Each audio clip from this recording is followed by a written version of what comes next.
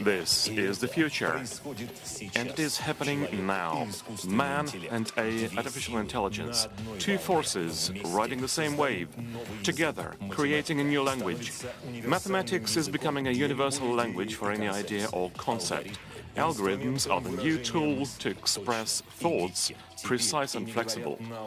And now they are used by science and art, architecture and healthcare, philosophy and logic.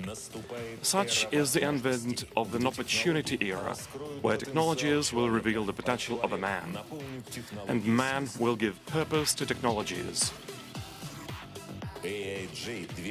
AI Journey 2025. The journey to the world of artificial intelligence is beginning. Ladies and gentlemen, the President of the Russian Federation, Vladimir Vladimirovich Putin.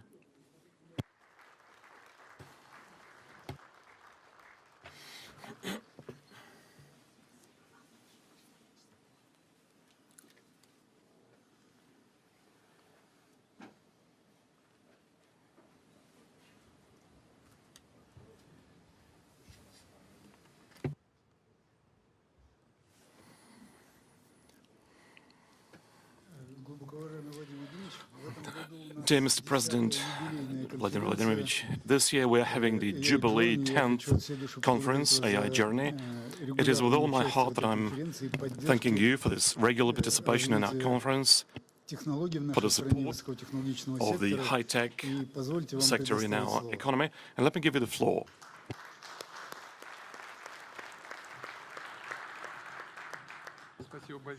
Thank you very much. Today's date is called Artificial Intelligence Journey. And Mr. Graf has just given me such a journey. It was a 3-hour-long journey, 2.5-hour journey.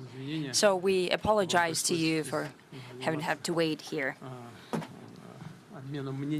that you had to exchange opinions for now for the topic. But in any case, I'm very happy to welcome all participants of the conference called Artificial Intelligence Journey, that is organized here at the Sber HQ, as well as I would like to welcome many millions of citizens of different countries, our great online audience. As per tradition, I'll share with you what Russia is doing. I'll tell you about our new steps in the creation and application of cutting-edge technologies, also as part of international cooperation.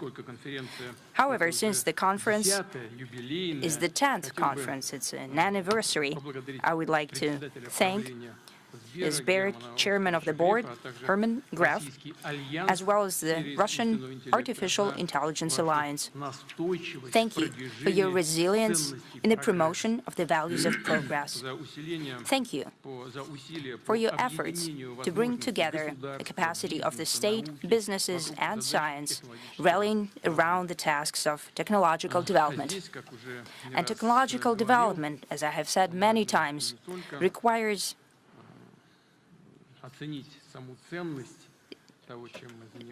to take an evaluation of what we are doing. We also need to move forward, constantly move forward. Having achieved a certain result, not to stop at that, but to bring our joint work to a qualitatively new level, in order not to fall behind the speed and a tremendous scale of changes. During the previous conferences, we have spoken in depth about the generative AI, about language models trained at vast data sets, including texts and images. Even 2 years ago, such systems could only perform rather simple tasks, and today, using generative artificial intelligence, they're already creating intellectual assistants, the so-called AI agents, as well as unmanned transportation and robots. It's important that they are acting not according to strict and predetermined algorithms, but they're becoming increasingly autonomous in making decisions without intervention of a human. And those who already have such products and apply them receives a tremendous advantage in the efficiency and labor efficiency. It is apparent that generative AI technology is becoming essential and strategic. Possession of proprietary foundation language models is sought after not only by major companies but also by leading states. The development of artificial intelligence is evaluated to be possibly one of the largest technological projects in history. At the same time, the mainstream investment is flowing towards the increased computation capacity, as well as building additional gigawatts of capacity that has the decisive role for the reliable work of the whole growing digital infrastructure. To train the next, even more efficient generative AI systems. I have already mentioned before that during this decade, the consumption of electricity by data centers will more than triple. Along with drastic changes in all spheres, there is an increased number of users of the products based on generative AI. In Russia, an overwhelming majority of young people are widely using neural networks and language models for all types of tasks, in studies, in their professional and daily lives. There is another important thing, is that such models produce gigantic mass of new data, and they become an important tool of dissemination of information. And that means that they're capable of influencing values and worldview of people, and to shape mentality of whole states and humanity on the whole. We simply cannot allow to be critically dependent on foreign systems, and for Russia it's a matter of state, technological, and I would say value sovereignty. Therefore, our country should have a comprehensive array of our own technologies and products in generative AI.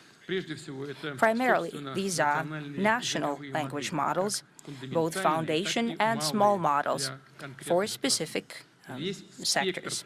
The whole spectrum of such models should be trained and fully controlled by Russian specialists. And I'd like to highlight at all stages, including the testing of the end product. Working on such complex systems should become an important catalyst for strengthening the Russian engineering school in this very important sphere. We should have unique competences across the whole cycle of foundation language models, starting with their training and creation, and ending with adaptation for the needs of specific industries. That is the path pursued by the countries who are trying to ensure their leadership and independence, their sovereignty in this sphere. Number two, it's a basic dimension. That's the whole infrastructure for the development and introduction of such national products, meaning electronic components, data processing centers, and computation capacity, coupled with stable power supply. The tasks that I'm talking about right now are difficult and demanding. We are fully aware of that, and will solve them in partnership with domestic companies. I'd like to note here that products by Sber and Yandex are ranking among top in the world. And during the upcoming presidential hotline, slated for the end of the year, we'll again use GigaChat. This is a language model by Sber, and it has already proven its efficiency during the analysis and systematization of tremendous mass of calls by the citizens. It bears repeating that it's important not only to simply have the homegrown technologies, it's important to ensure their wide practical application and to ensure mass introduction in industry, in transportation, healthcare, public governance, and other sectors. And I would like to go into more detail on this topic. National strategy for AI development states as a goal is that the total input of this most important technology in the GDP of the country by 2030 should exceed 11 trillion rubles. To follow up on this goal, I'd like to ask the government and heads of regions to draft a national plan of introducing generative AI at the level of the whole country, as well as in the breakdown for sectors and regions of the Russian Federation. Today, with the chairman of the government, in the morning, we've discussed this topic and we have spoken about it. He reminded me that the government has already created a think tank, an analytical center, that works in this regard. 50 people are working in that team.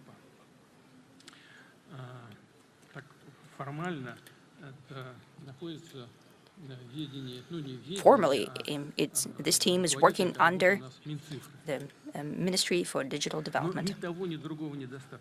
However, it's not enough. It's not enough today.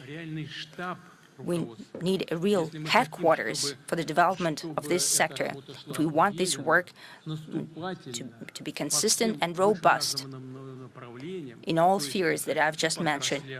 I mean, sectoral industries and regions, in the ministries and agencies. We need an interagency headquarters that could indeed set the tasks to achieve implementation and control the result.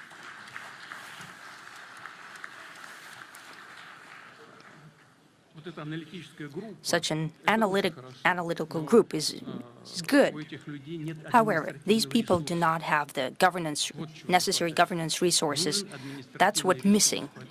So we need this power behind them. Therefore, I'm asking the presidential office and the government and the ministries and the government as a whole to think about the creation of this headquarters, leading this entire sector, engaging all stakeholders, or possibly they're not even aware that they're stakeholders in these processes, and we should explain it to them all together.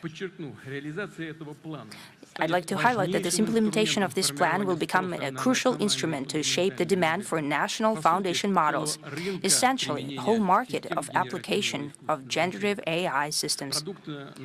Products using this technology already by 2030 should be introduced in all key spheres. I'm also talking about such solutions and intellectual assistance, AI agents. They should be used in the majority of governance and production processes. Already in March next year, the government, ministries and agencies should present exhaustive information about the use of AI in economics, in the social sphere and in the regions. The rate of introduction of these technologies in the region should become a crucial metric for annual ranking of digital transformation. I'd like to ask to draft this new ranking using the new methodology already following the results of the next year, 2026. And in this respect, I turn to heads of ministries and agencies and regions. It's not a matter of reports, but it's about deliverables. You must be clear about the corporate's demand for innovation, be in constant touch with scientists and engineers, enable testing and practical implementation of novel solutions. Such achievements are displayed in the exhibition area of our conference. I believe they are quite useful. If you haven't seen these, please familiarize yourselves, and also it is important to be able to shape a market to apply the advances of AI. And now we have been talking about that with colleagues, and they told me a lot about how this sphere has been developing. As in any other domain, fortunately or unfortunately, well, I think fortunately, we are capable of shaping the market. We need to introduce certain standards in different types of activity, and those who will be the users of the AI advances should pay for them.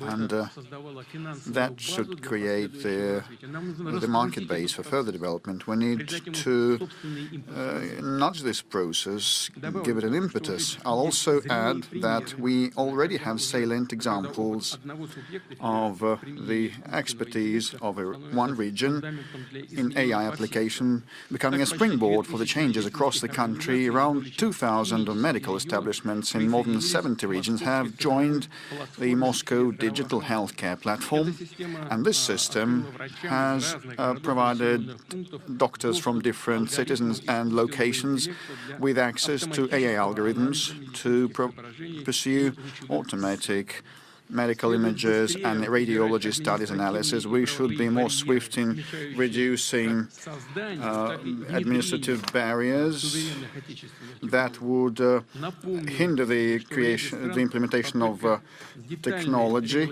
In a number of countries, the attempts at prescribing AI in great detail slowed down the development of new products and ideas. I reiterate, we should not take this path, and we should learn on others' mistakes. At the same time, some of the domains of activity, in particular, and partly the special services and public administration domains, and as well as power authorities, work where we should remain on our own proprietary domestic solutions. And definitely all that should be done in pursuit of direct dialogue with technology businesses, having meaningful and substantive discussions about the boldest and outside-the-box, out of the normal approaches, regulatory and legal initiatives. If need be, we should test run them within experimental legal frameworks. Such are applied in Moscow and in Sakhalin and in a number of other regions. And soon they will encompass a third of Russia's soil. The entire Far East will be covered, and definitely we should promote more actively the soft law. I'm referring to the AI ethics code, most importantly. Apart from that, as I have noted today, in order to step up domestic generative AI capability and train our language models, we need to guarantee the stability and autonomy of the national digital infrastructure, which I have already spoken about. This will allow us to safeguard data sovereignty so that the user's data should stay within the Russia's and digital loop. In this respect, I suggest engaging with business communities to implement a data center blueprint to cater to the AI objectives, providing convenient access to data centers for startups, scientific organizations and technology companies. Creation of data centers is aimed at driving the appearance of new firms and new jobs in promising sectors of our economy. It's about, most importantly, an inter alia electronic components industry and domestic manufacturing of basic components of software and hardware systems for data centers. Another overarching goal is to ensure stable, uninterrupted and sufficient power supply to data centers.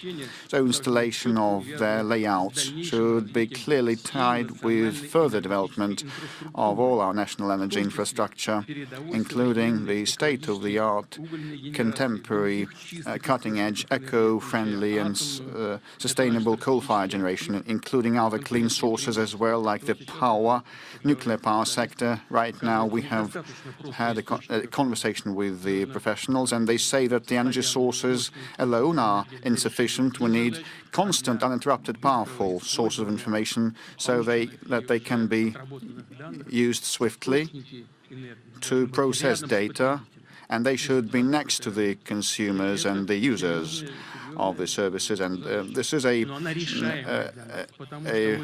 very important goal, a daunting task, but we can resolve that because we are the only country in the world, I think, that is now capable and ready and already producing small-scale nuclear power plants. Like in Kuzbas region, you can use coal-fired generation, and in regions where we have hydropower plants, we also can do with their help But, you know, somewhere we have major nuclear power plants, and these are handy and sufficient, but in order the data to be transferred in split seconds to the users, we need to install the small-scale nuclear power plants, but that should be done expeditiously. We have unique solutions that can be utilized for power supply of data centers. We plan to move to pursue the commercial manufacturing of small-scale floating and land-based NPPs. Also, will utilize major power plants to feed the data centers, and we're ready to offer our partners overseas such packages, comprehensive packages. With respect to our plans for future, in less than 2 decades, we plan to build 38 nuclear power units in the Urals, Siberia, and the Far East, and that will equal the current capacity of nuclear generation. The growing capability of domestic nuclear power will allow us to consistently expand the computing capacity for the AI. Dear friends, I will separately dwell on the international cooperation of ours. We will be building a joint framework in AI with our partners, working based on the bilateral agreements and in integration groups such as the Eurasian Economic Union, BRICS, and SCO, and other formats. And we propose to approach the alignment of our national legislations to deploy AI solutions using the best practices of BRICS community. And definitely we intend to implement joint research projects, and in this respect we also have visible cooperation instances to cite, like the International Alliance for the AI, established last year, has launched in-depth scientific discussions about how the AI solutions will evolve in the forthcoming decade and what kind of impact will they be for manufacturing, transport, and other industries. And definitely the human beings and the family and the society and social process. I would ask the government to utilize the findings of that forecast in practical domain to update and fine-tune our plans to develop our economy and welfare. And it's obvious that the digital progress will be gaining momentum, and in foreseeable future we are sure to see solutions that will surpass the current system's capabilities, and this will happen quite quickly. And I'm referring to generative AI inter alia. And most importantly, I'm certain that Russian young scientists and engineers will become active contributors, helping to resolve these complex tasks and problems. I know that today Russian school children are attending, as well as students, winners of international AI competitions and events. Let's recognize and celebrate them all together. Dear friends, I wish you new achievements and all the best, and I wish all the AI Journey Conference participants fruitful work. Thank you very much.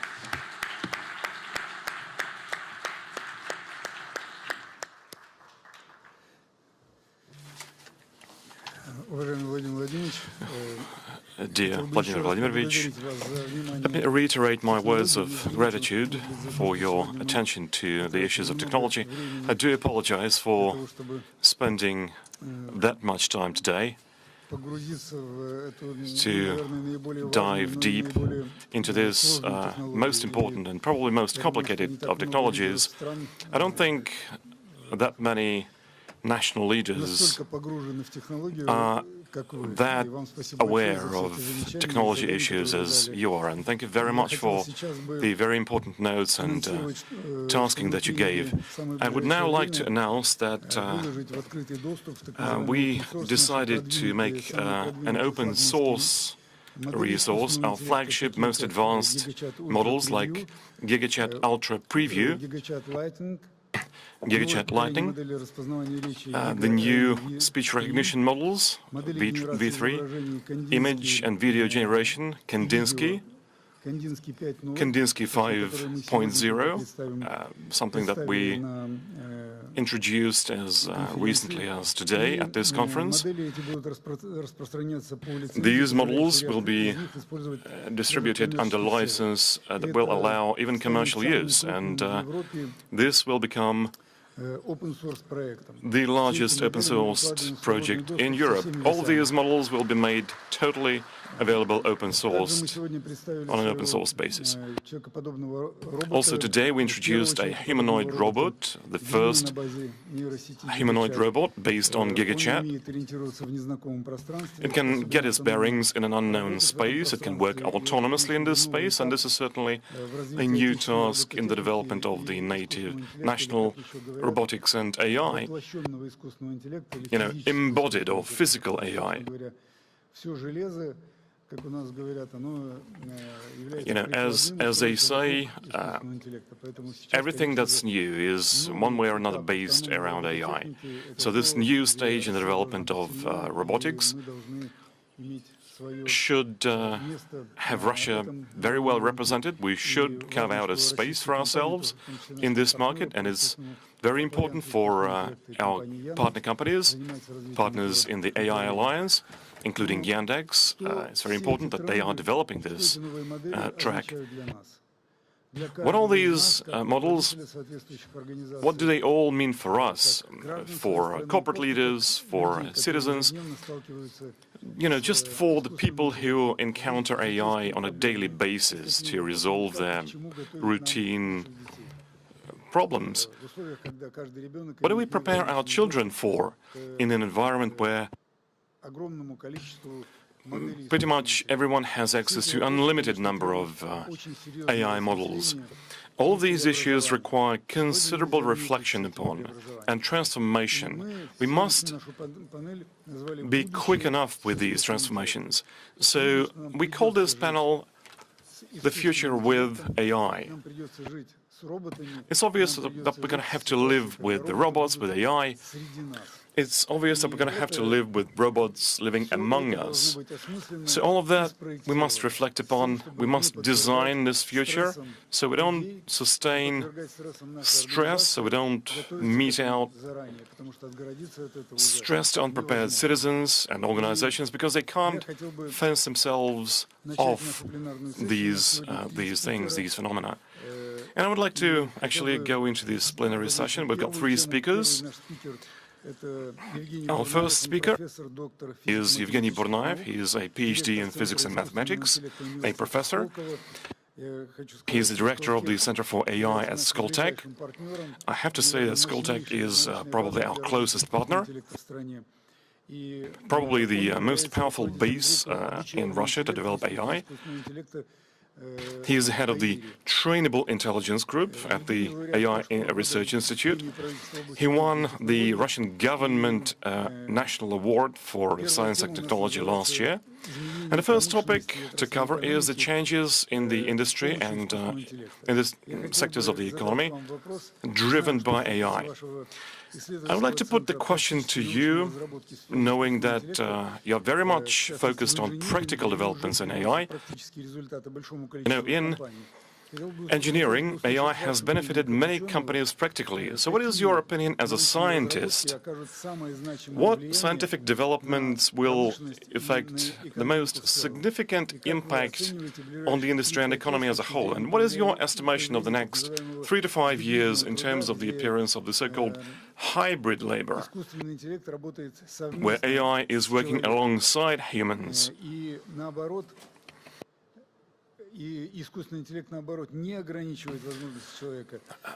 AI not limiting the capabilities of humans, but on the contrary, augmenting them.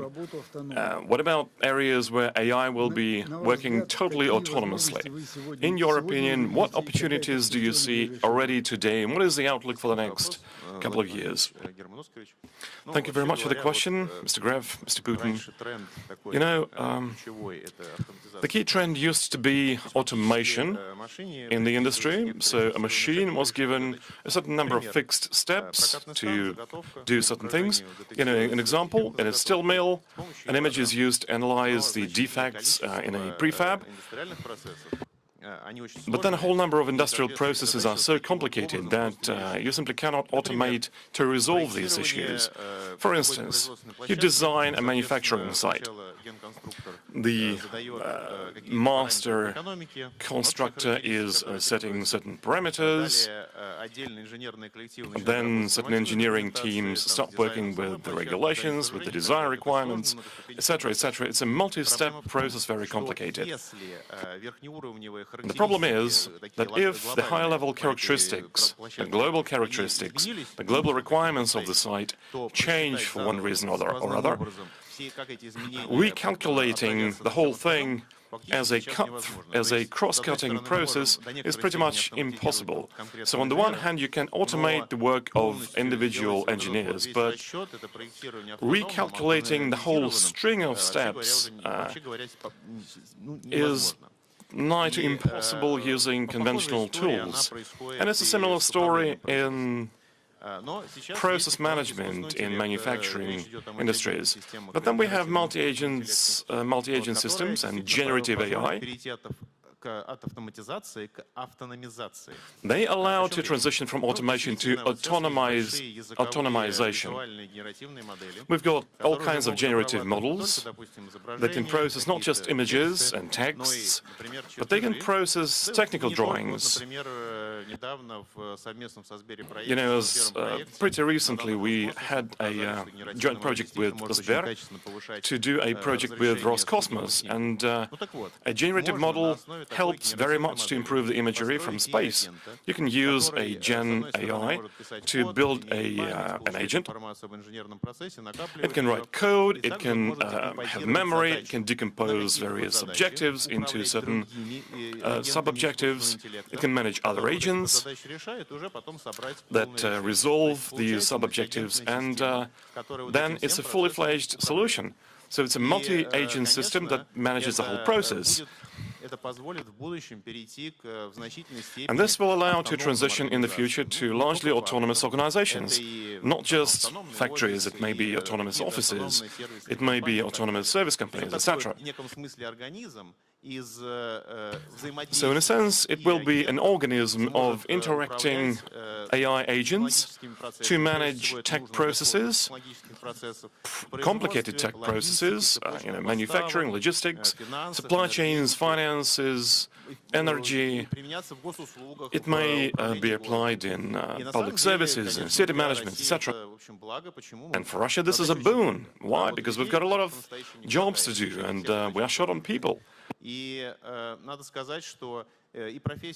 And I have to say that new professions will emerge.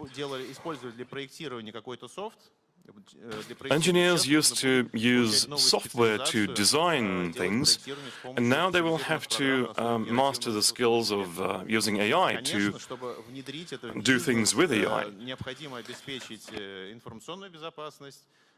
To implement this in the businesses, we need to ensure information security, cybersecurity. We have the tools for this, and we understand how we need to develop this to ensure both the confidence levels and the security, cybersecurity. Now, to make all of this work, we need to do a platform based on AI, AI at the core. And Sber has a great foundation for this. We need to build an ecosystem for the various applications. Let me give you a historical parallel. In the 2000s, there was this, on a historical scale, a local crisis, the dot-com crisis. But then the investments that were made back then, they were fully recouped, and the internet is very much a part of our life. So the technologies that I'm talking about today for the industry, for all kinds of other applications, the recoupment will come not just in the midterm, but this is a genuinely an investment for the long term. Thank you.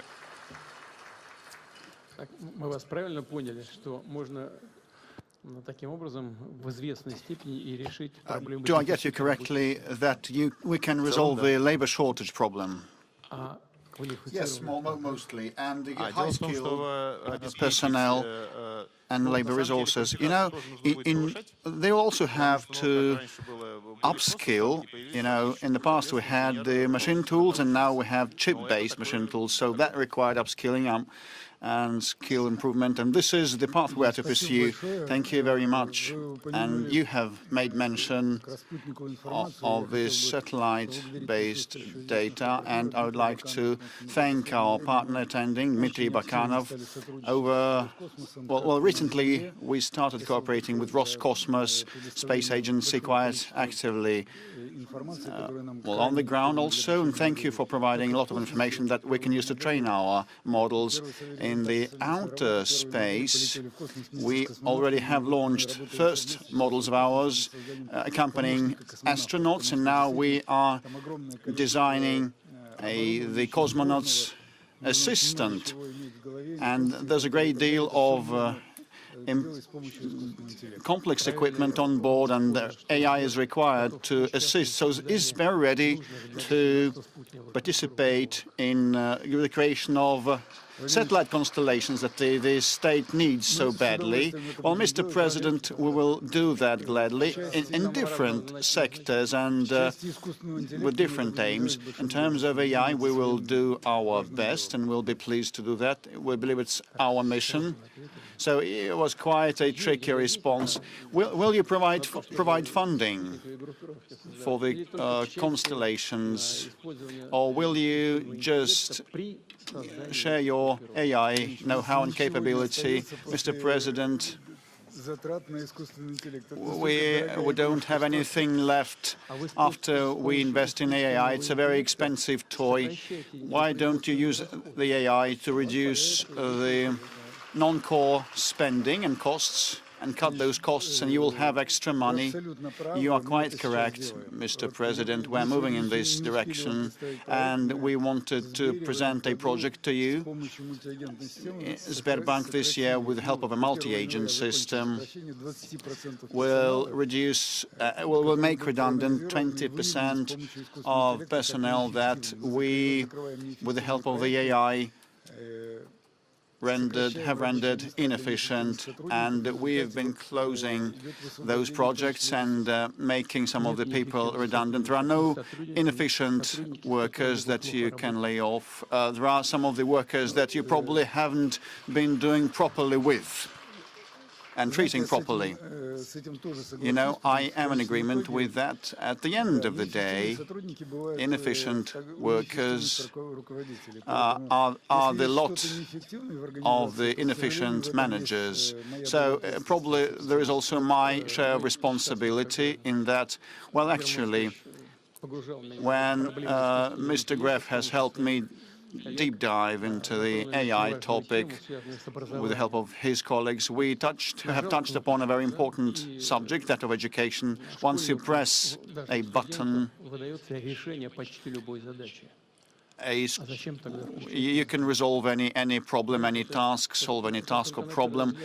Well, why then develop one's cognition and thinking? It may sound as a joke, but actually this is quite serious, because kids at school and at college should be trained to think properly and should be taught to think, not just press the button. And this is a daunting task. It's not so simple. One of our colleagues participated, a young man participated in a presentation. He has 5 children. Let's greet him. Let's recognize him now.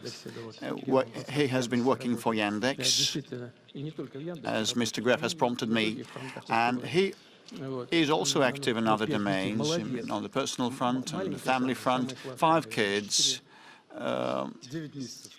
The youngest is 9 months old only, and I've asked him, how are you going to teach your kids to think, not just press the button? You know, jokes aside, He is a very clever man, and he spoke about things that I could not perceive fully or conceive fully, and actually he could not provide an answer to my question. And this is no joke. In this new nascent system, global system, it's going to be quite a challenge, and we cannot allow in this country to have a closely knit community of elite, super intellectuals, the intellectual elite, and all the other people would play the role of robots pressing the button, and this is not as simple, and this is quite a challenge for the education system of ours and the higher education ministry and school education ministry. We should prompt them to think. The educational system of ours should come up with an approach of teaching to make kids solve problems, and at the same time be capable of using the AI capability. And also they should be knowledgeable of how to play chess, and they should be good at mathematics. So I would ask everybody to think it over, because not a single model can resolve that, and not a single official or leader can resolve that. This is a very, very serious for our future generations. I apologize for this intervention. Mr. Putin, thank you very much. These are major challenges. Obviously, they cannot be addressed from the get-go. I mean, the entire community, the entire society have to make an effort, and this is something that we have to prioritize. Our next speaker, Ajit Abraham from India, is a Vice Rector, Dean of the Faculty of the Artificial Intelligence at SAI University. He is the author and co-author of more than 1,500 research publications in the field of AI. According to Scholar GPS data for 2024, he is in the top 0.01% of the world's most cited scientists in the fields of engineering and computer science. His H index is 123. A question to you, Mr. Abraham, related to science and education, because obviously in the era of AI, science and education goes to a totally new field. These are the fields that are so important, without which you cannot develop the entire country, and obviously you cannot develop any technologies without science and education. What is the future of science, if I may ask? We reported to the President that this year AI, for the first time, authored an article that was published in an A* journal, and up until 2030, according to all expectations, AI will write more than 1 million scientific articles. Without AI, this number would be 43,000. It is obvious that researchers cannot even read all these articles. How do you think the research work will be organized? What will scientists do? How will they work? And if you have any ideas, how should we transform education? Because you are working in the higher education system, so how do you transform the higher education system to make sure it is adapted to the era of the generative AI? Please. Thank you. Thank you. First, I will take a few moments to summarize our AI Foresight event. During the last AI journey, as per the advice of President Putin, we organized a Foresight session to understand some of the current challenging problems, future opportunities, and finding ways how we can work together to some of the cutting-edge challenging problems, contributing to the community, to the country, and doing something great to the planet. So we had close to 270 researchers from industry and academia from nearly 36 countries participating in this massive exercise during the last 1 year. Personal interviews, sessions in different countries, online, offline, all these helped us to bring all this knowledge together.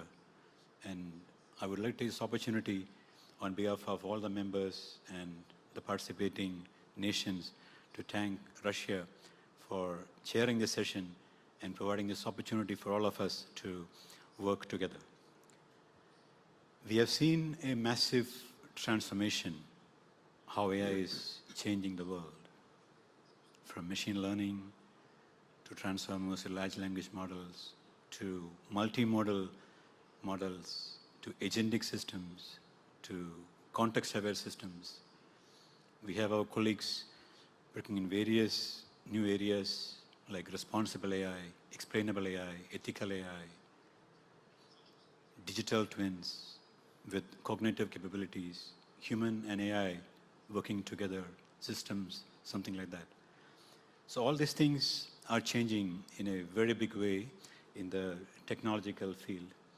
And AI is going to change the way we live, the way we operate, the way we do business, the way we teach our students, the way we do many things in daily life. I would like to quickly point how scientific literature, what I would say advancing scientific progress is going to be affected using artificial intelligence. From understanding literature, I would say if we want to do something new, it would have taken months to years to summarize a new area. But with generative AI, we can summarize this in few days to few weeks, starting a new area, formulating hypotheses, doing experiments, analyzing data, augmenting data. Sometimes we don't have the data, but we can augment using various generative AI tools.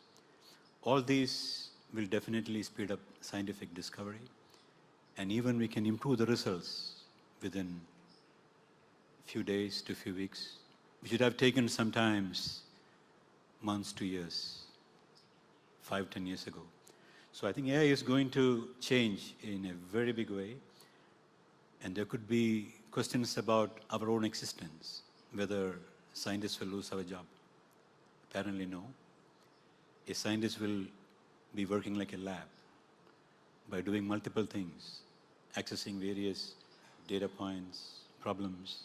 We can scale up our own productivity, our own research, contributing a lot of things to the community, which will all speed up scientific discovery and the way many things would progress in the planet. Some of us could ask, will AI affect cognitive abilities, will take away critical thinking? But again, without that, without critical thinking, without reasoning, without cognitive abilities, we might not be able to challenge these platforms so that we can get the best fruits out of these platforms. It is taking in a very different dimension from smart homes to smart cities to manufacturing hubs, smart transportation systems, smart hospitals. Imagine if you're walking to a hospital and for a regular checkup, taking some blood samples and using some imaging, and you're getting a predictive diagnostics that you're going to get a neurological disorder probably in the coming few months or few years. That is how healthcare is progressing in a very different way.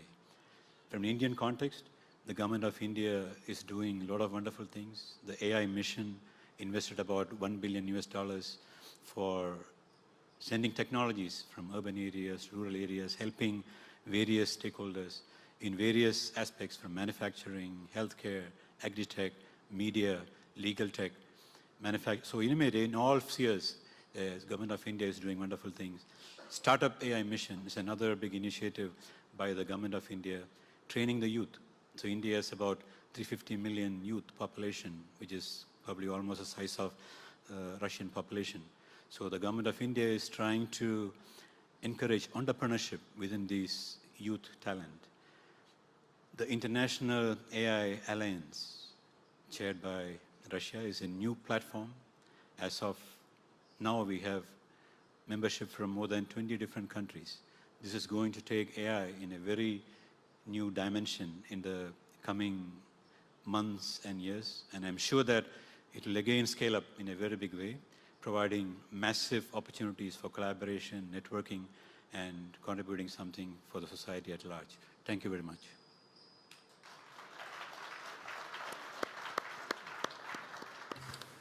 I just want to note that, most importantly, we cooperate with our Indian friends and will keep doing so.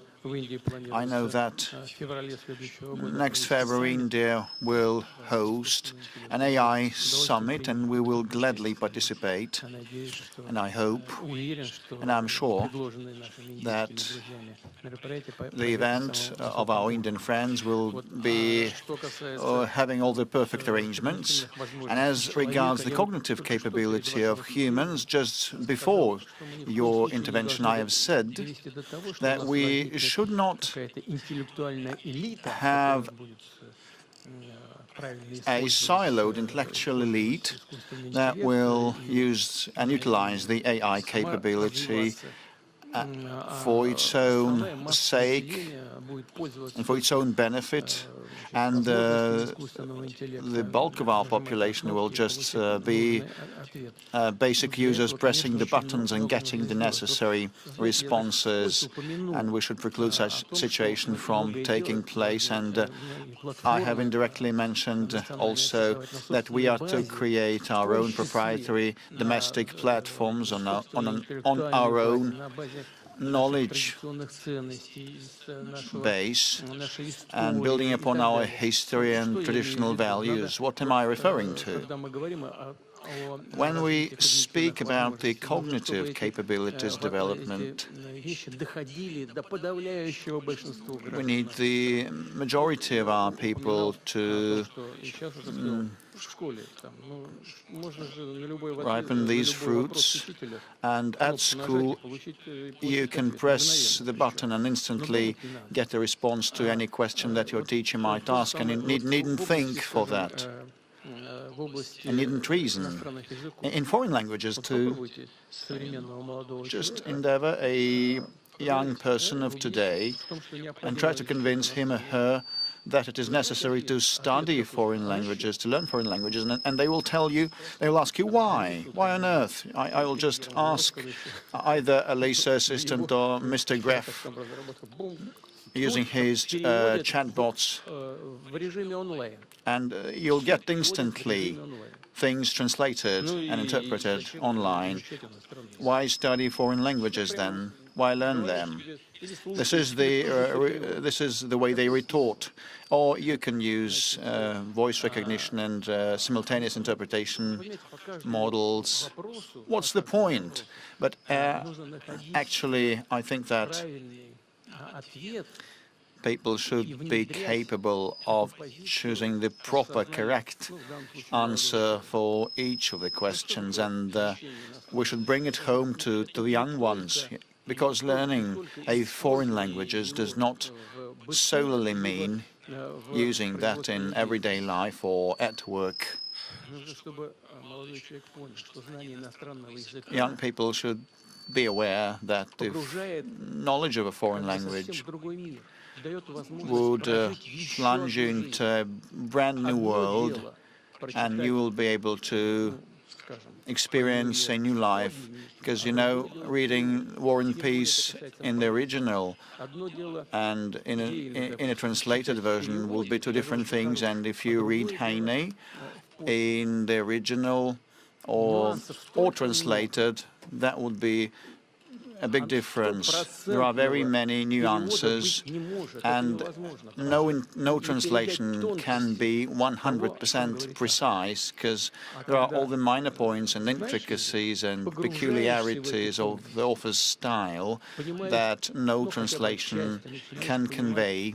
But if you know a language, and if you read that in the original, you get to perceive the soul of the native speakers and the soul and the spirit of a foreign culture. Same refers to playing chess. You can play online and you can get connected to a network, and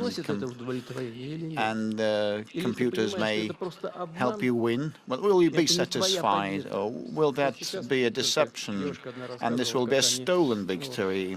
Just now, a girl has told us how Sberbank helps athletes pursue fair arbitration at sports events, because fans know that mistakes are frequent, and this frustrates the fans and also the players. But when you have a deserved win, a fair win, that will give you a buzz, and that has to do with our cultural code. And when we feel this integrity inside ourselves, and when we derive this intellectual, emotional pleasure, these are very fine things, and these are precious ones. And if we are capable to ensure that at school and at university, I mean, this specific approach to education, only then we will be able to utilize the AI capability to the maximum benefit of ours and obtain good results. Thank you.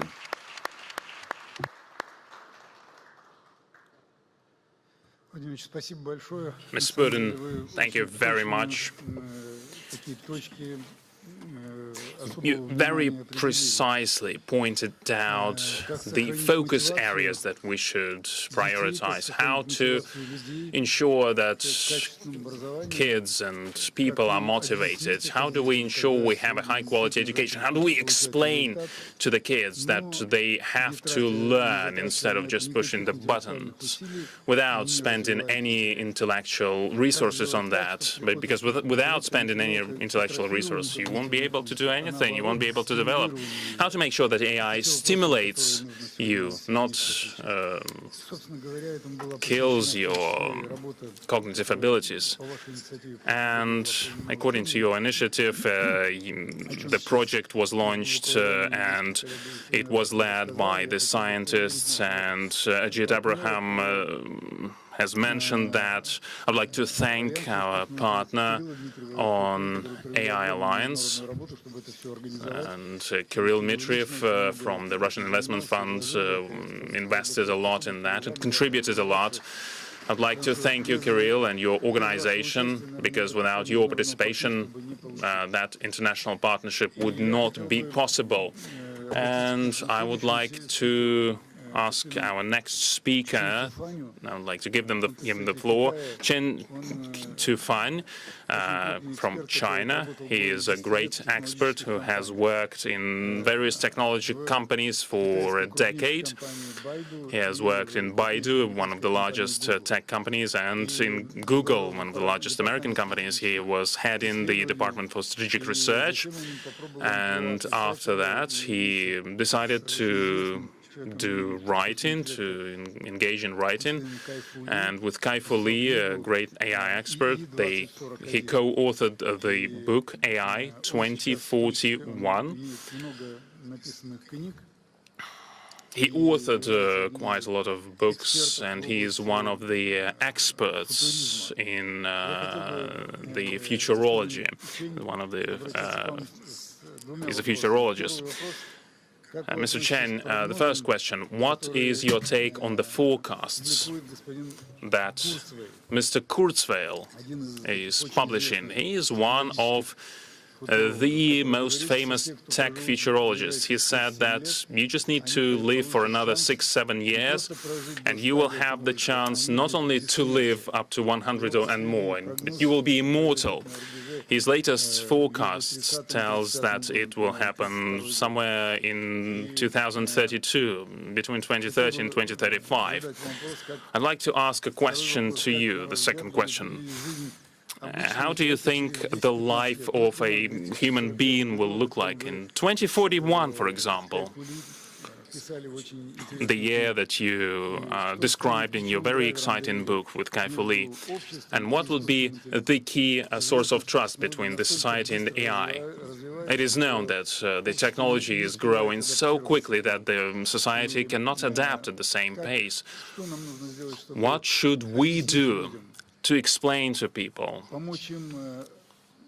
and to help them adapt, help them understand what to learn and what skills to train, how to ensure that they have the motivation that the President has talked about, how to make sure that they are in demand on the labor market and, on a global scale, really, how to do that in this very uncertain, fast-changing times. Thank you, Mr. Greb. Thank you for introducing our book, AI 2041. I want to start with sharing one of my personal story. Like 2 years ago, my mom, 70-year-old, she had a stroke at home when I was away. But luckily, my dad found her and took her to the nearest hospital. And she got everything she needed, all the treatment, and she's fine.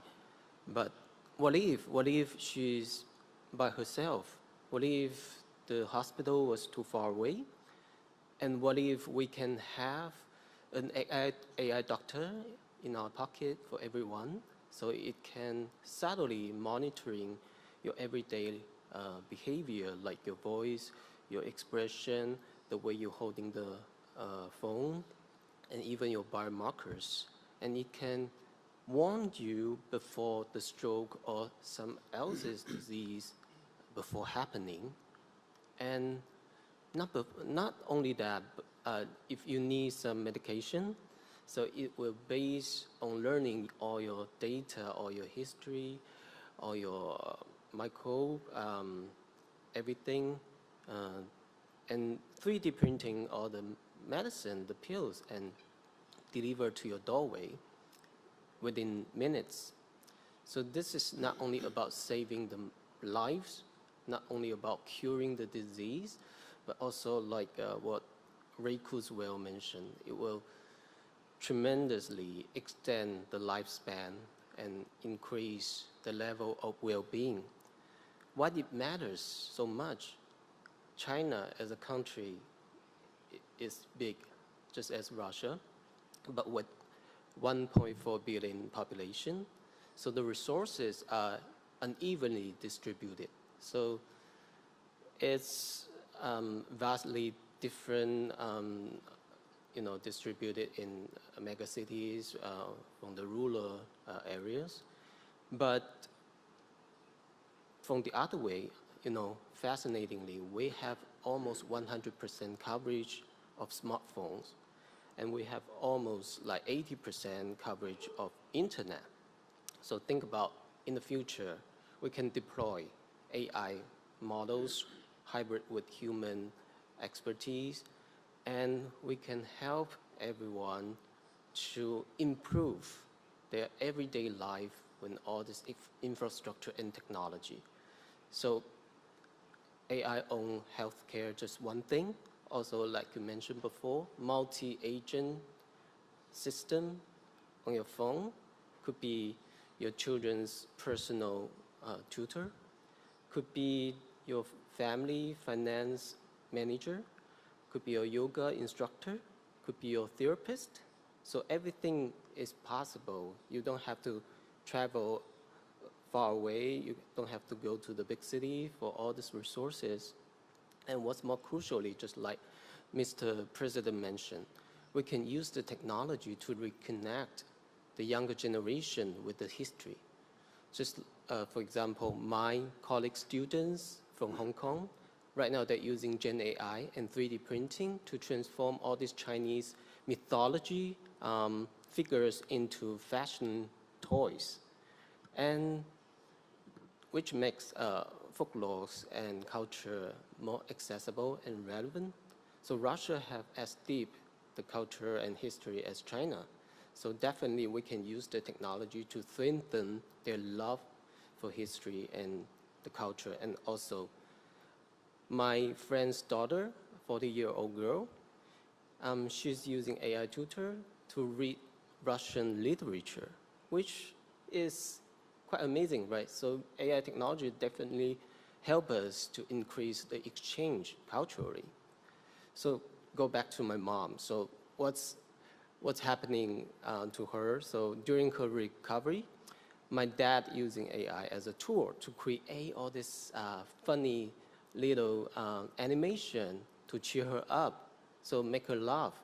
So this is what reminds me in Chinese, AI, artificial intelligence, actually basically the same word as the word love, I. So this reminds me technology is always about love, about caring, about connecting the people. And I think that's why Chinese government invests so much to support the development of AI technology, from infrastructure to legalization. So creating tremendous, impact across sections from education, healthcare, and manufacturing, and smart city, et cetera, et cetera. And this is, as a science fiction writer, I really want to invite everyone to imagine a bright, optimistic, and constructive future about the technology together. So thank you. Thank you so much.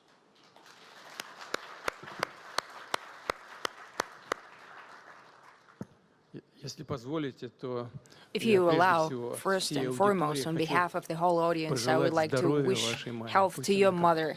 I hope she recovers as soon as possible.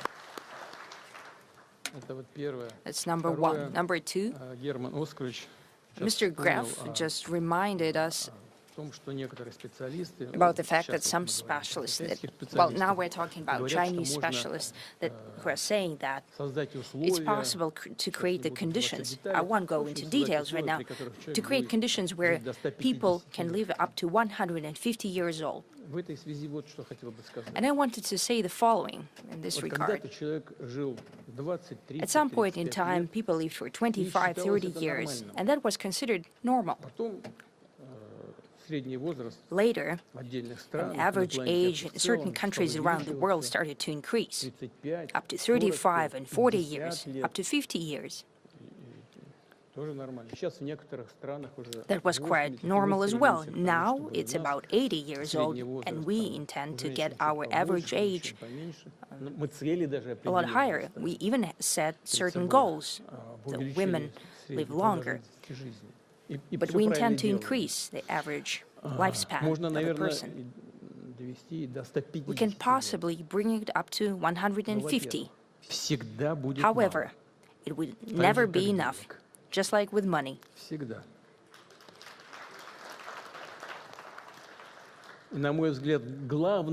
I think that the main question here is not how long you live. It's about how you live your life. What for? For the sake of what?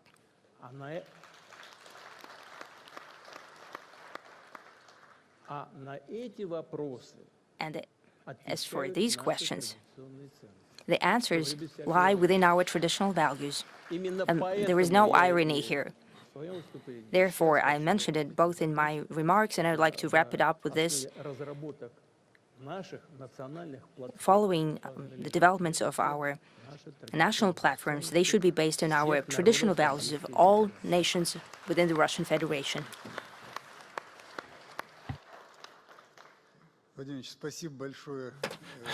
Vladimir Vladimirovich, thank you very much for your participation, for your comments. I noted the response of a healthcare minister when you spoke about the 150 years of life expectancy.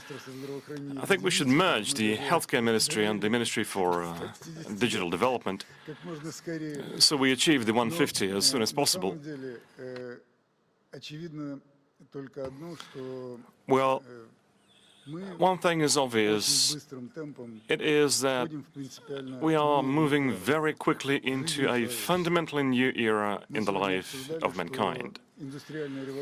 We discussed it today that Industrial Revolution took 200 years to happen in the world. This Industrial Revolution is going to take only 20 years, and even on the scale of human life, it's a very short stretch of time. So, in our opinion, we should make our contribution. Mr. Putin said that it is important, the questions are important, how to live and why live.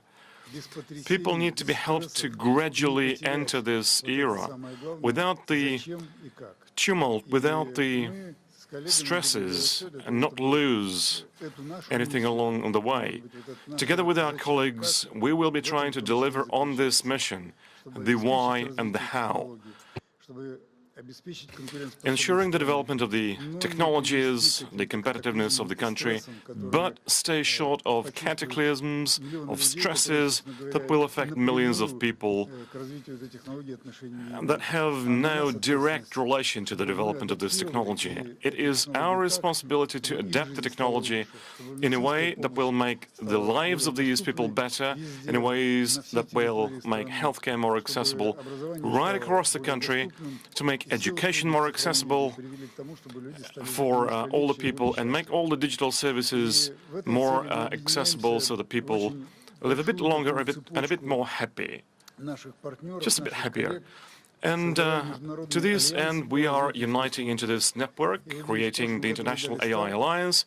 Mr. Putin, last year you launched this alliance, the signing of the agreement on the alliance, and this year we are expanding the number of countries that are signing their accession declaration. May we proceed with the ceremony? Please, colleagues, go ahead. The ceremony for the accession of new members to the AI Alliance. Dear participants of the AI Journey Conference, let us welcome the new members of the AI Alliance. Very warm welcome to the new representatives of AI alliances, national AI alliances and AI institutions from 11 countries who are joining the alliance both in presence and by remote.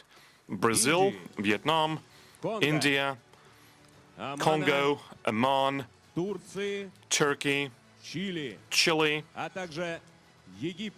and Egypt, Kenya, Tanzania, South African Republic. Please take the tablets, support the new members, and accept the invitation to the International AI Alliance. Today, on the 19th of November 2025, in the presence of the President of the Russian Federation, Mr. Vladimir Vladimirovich Putin, the International AI Alliance was joined by new participants. Now the total membership of the alliance stands at 28 organizations. Greetings to the new members of the alliance.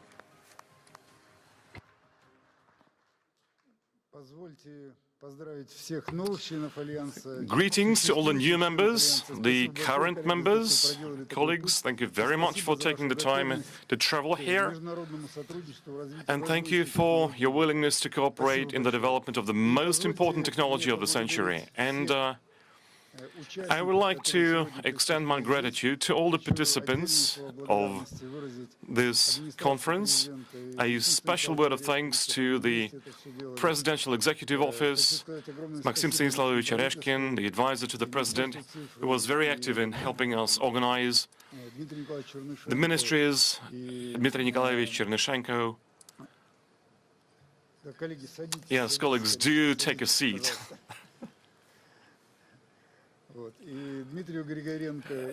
Dmitry Grigorenko and all our partners who treat this topic very, very seriously, as led by the Prime Minister. I have to say, we are pretty much discussing this topic every month, so we are not left standing on the wayside in the development of this technology. We reported to the President today that Russia is among the 7 nations in the world that possess pretty much the full stack of technologies, most recent, cutting edge, that the most advanced nations possess.